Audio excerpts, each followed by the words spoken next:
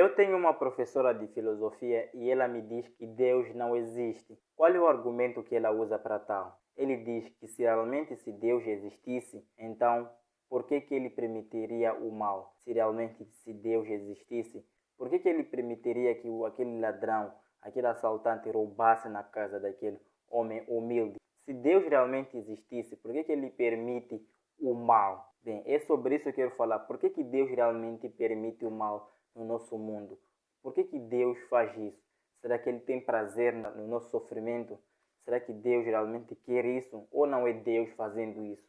Então eu quero que você fique bem atento até ao final desse vídeo que eu vou trazer uma explicação mais simples e mais geral sobre por que Deus permite o sofrimento no mundo.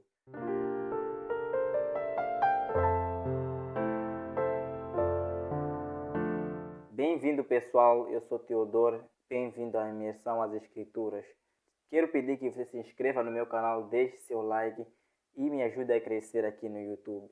Como eu estava dizendo, eu tenho uma professora de filosofia que ela diz que Deus não existe porque Ele permite o mal. Porque se existisse realmente o Deus que nós acreditamos, o bom Deus, o Deus Santo que não permite o mal, por que Ele permitiria que certas coisas acontecessem com certas pessoas? Por que Ele permitiria que aquilo acontecesse?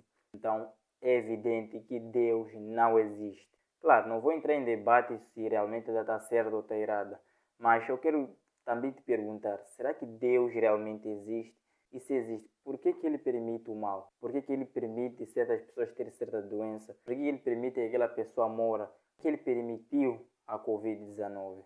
Bem, existem várias respostas que eu poderia argumentar aqui neste vídeo sobre por que Deus permite aquele mal, por que Deus permitiu aquilo. Porém, eu quero trazer de uma forma mais resumida, mais simples neste vídeo e mais objetivo possível. O maior problema da nossa sociedade moderna é que eles acreditam num Deus bom, um Deus amoroso. Ou seja, normalmente a culpa não é 100% da sociedade, mas por causa das igrejas desenfreadas que pregam o amor de Deus somente. Ou seja, devido ao número crescente de igrejas que aumenta a cada dia, eles pregam que Deus é amor, amor e somente amor. Não pregam a ira, nem a justiça, nem o juízo de Deus. E o que a sociedade pensa?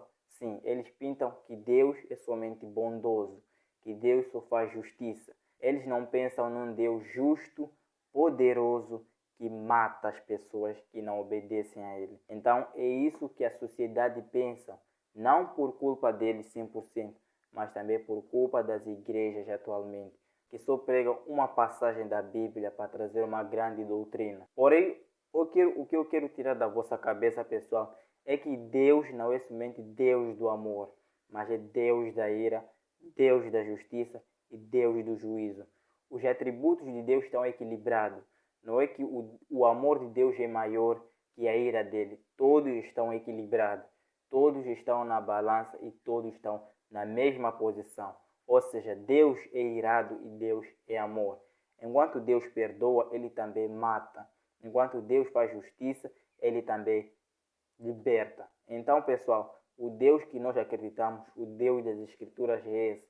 Um Deus poderoso, onipotente, que perdoa pecadores, mas também que procura um dia para vingar-se de todos os seus inimigos. Então, é esse o Deus das Escrituras. Mas tá bom, respondendo à questão, por que Deus permite o sofrimento? Primeiramente, esse vídeo não vai trazer um contexto específico, por que Deus permite, porém, vou trazer um contexto mais simples, mais fácil de você entender.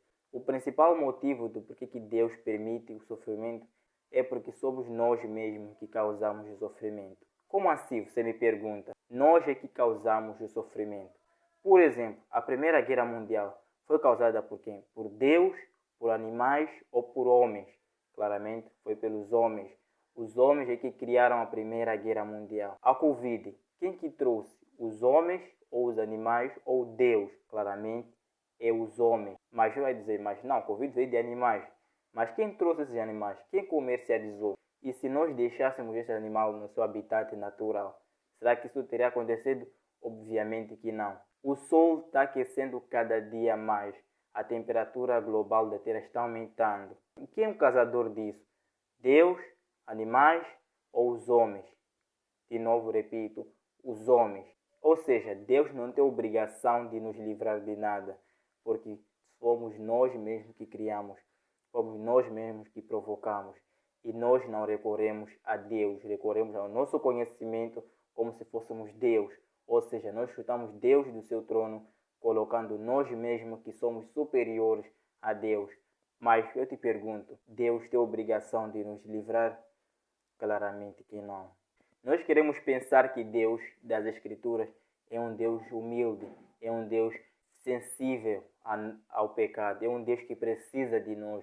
Não, o Deus das Escrituras é soberano, onipotente, ele é Yahweh, ele é altíssimo, ele não precisa de nós. Imagina uma coisa aqui comigo, se você tivesse um filho, se você tem um filho, e seu filho se fere com algo assim, com um arame, com uma garrafa, ele vai culpar você? Claramente que não.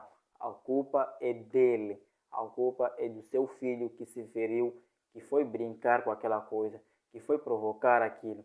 Então a responsabilidade é dele. Ou seja, você não tem nenhuma obrigação de se falar quem dera se fosse eu. Por que eu permiti que ele fosse brincar lá? Ou seja, Deus não tem responsabilidade de nada e ele não tem responsabilidade de nos livrar dos nossos próprios atos. Então, pessoal, tirem da vossa cabeça que Deus é somente bondoso e que ele tem obrigação de nos livrar. Deus não tem obrigação de livrar ninguém do seu próprio ato. Apenas devemos recorrer à misericórdia de Deus, devemos recorrer à graça de Deus, pedir perdão pelos nossos pecados. Esse é o motivo do porquê que Deus permite o mal. Primeiro, porque o mal é causado por nós. Segundo, não recorremos à misericórdia de Deus.